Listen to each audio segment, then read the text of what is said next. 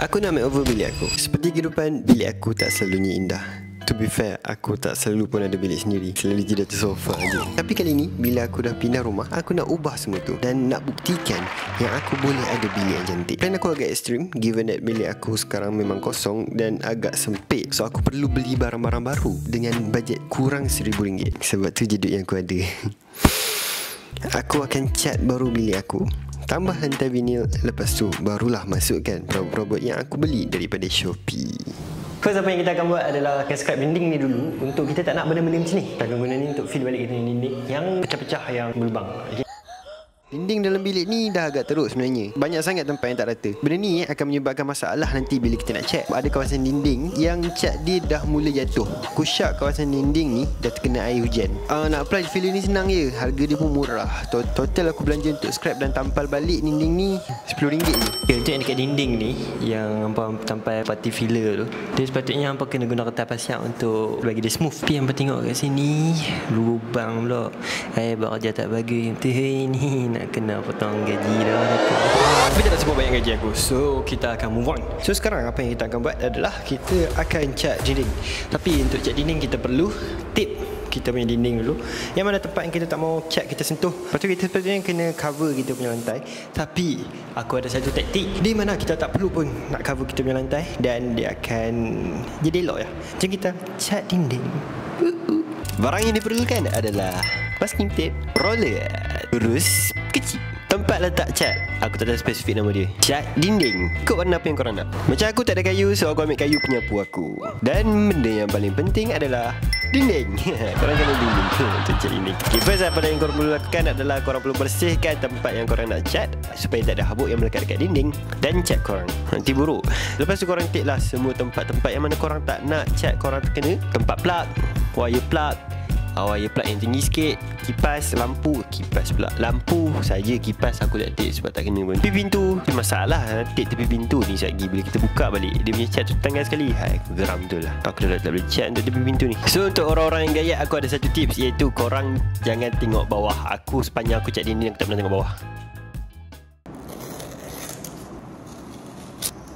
Sekarang aku akan pasang lantai vinyl. Aku beli warna sandstone beige. Mula-mula masa aku beli lantai vinyl ni, aku agak ragu-ragu lah dengan dia punya kualiti. Sebab dia yang stiker punya tau, bukan yang jenis vinyl click tu. Sebelum ni aku nak beli yang vinyl click yang harga mahal sikit, tapi fikir balik macam tak berbaloi untuk aku punya bilik. Jadi aku pun carilah betul-betul kat Shopee ni. Aku tak nak lah beli yang jenis cikai-cikai punya, yang nanti bila kita pasang nanti kita tak berhati. Dan aku jumpa satu kedai ni yang jual lantai vinyl yang agak berkualiti, dan aku beli daripada dia. Jadi harga aku beli satu kotak bersamaan dengan 36 pieces, harga dia dalam RM96. Aku ambil 2 kotak which is ada 72 pieces, dan harga total termasuk shipping adalah RM216.51. Pemasangan dia agak mudah. Kau just buka dia punya kertas dan gam dia tu agak kuat. Kau just letak dan kau linekan bagi cantik-cantik. Lepas tu baru kau lekat dekat kau punya lantai. Aku ambil masa dalam 3 ke 4 jam juga sebab aku seorang-seorang je pasang. Tu mula-mula tu bila korang nak pasang, korang kena betul-betul ukur dia dekat dinding korang supaya dia tak sangat bengek. Sebab bila kau dah tak sengit-sengit dekat awal tu, nanti dia akan menjadi masalah bila kau nak pasang lantai-lantai yang seterusnya. Ni korang tengoklah, sampah ni penyulah banyak dekat sini. Ni semua kertas-kertas daripada stiker tu lah.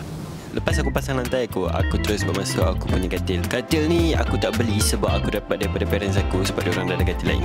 Tapi tilam ni aku beli sendiri. Tilam ni aku beli murah je, aku tak beli yang mahal pun. So kualiti dia agak biasa-biasa je. Harga dia adalah RM239. Delivery dia free, okay. Tilam ni juga dia bagi sekali dengan 2 bantal, tapi bantal tu tak adalah tebal sangat, bantal biasa je. So aku beli sarung tilam ni pun dekat Shopee juga sebab aku ni pemalas betul nak keluar rumah. Dia sarung tilam 4-in-1. So dia ada sarung tilam, sarung bantal 2 biji dan sarung bantal peluk 1. Harga dia RM20.70. Bantal yang aku beli asing. Aku mula-mula aku nak buat tema warna hitam, so aku belilah bantal warna hitam. Aku ingat bantal warna hitam ni tak perlu sarung bantal, rupanya perlukan sarung bantal juga.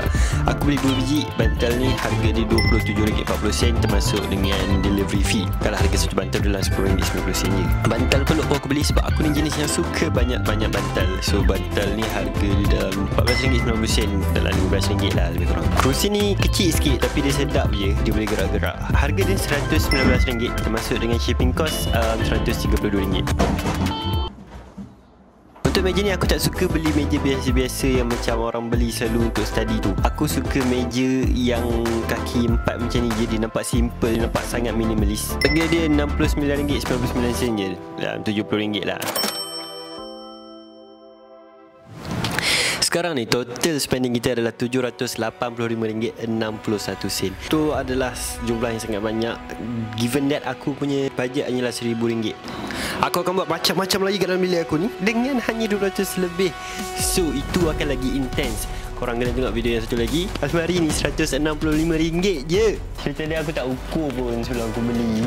Sekarang aku dah cari duit.